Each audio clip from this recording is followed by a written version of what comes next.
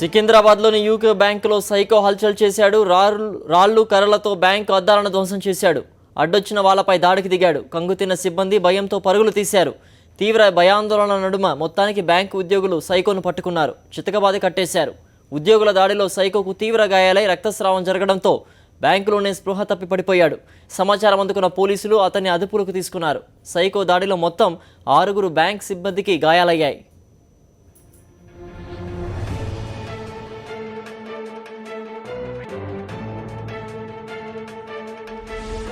మరిన్ని వివరాలు మా కరెస్పాండెంట్ రాజు అందిస్తారు. రాజు చెప్పండి, సైకో వివరాలు ఏంటి? ప్రస్తుతం సైకో ఎక్కడికి తరలించారు?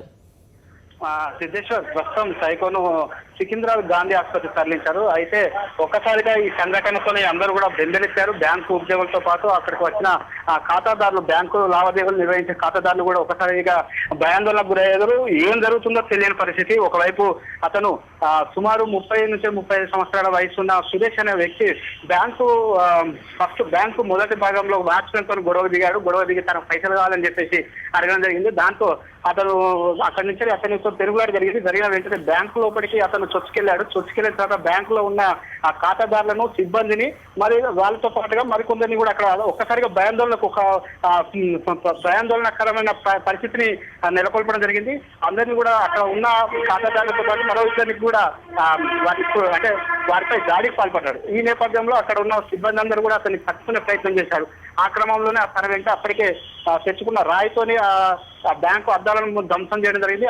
ఆ దాడి ఘటనలో ఈ సైకో అయితే ఎవరైతే ఉన్నారో అతనికి తీవ్రంగా గాయాలైనాయి. తీవ్రమైన గాయాలతో పాటుగా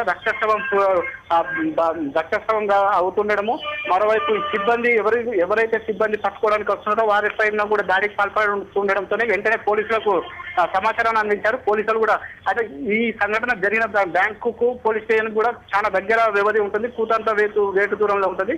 పోలీసులు కూడా సమయానికి చేరుకున్నారు.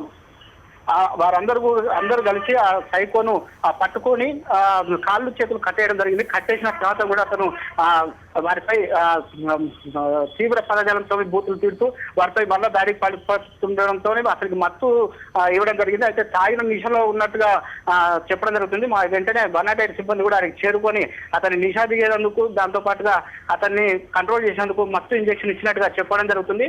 అయితే కాళ్ళు చేతులు పూర్తి స్థాయిలో కట్టేసి సుమారు అర్ధగంట వరకు అతనికి తీవ్ర రక్తస్రావం అవుతుంది కాబట్టి అతనికి అక్కడనే చికిత్స అందించి 108 ద్వారా గాంధీ ఆసుపత్రి అందించారు. మరోవైపు ఈ ఘటనతోని ఒకసారిగా ఇక్కడ బ్యాంకు సిబ్బంది మరియు పోలీసులు కూడా షాక్ గురైన పరిస్థితి ఏర్పడింది.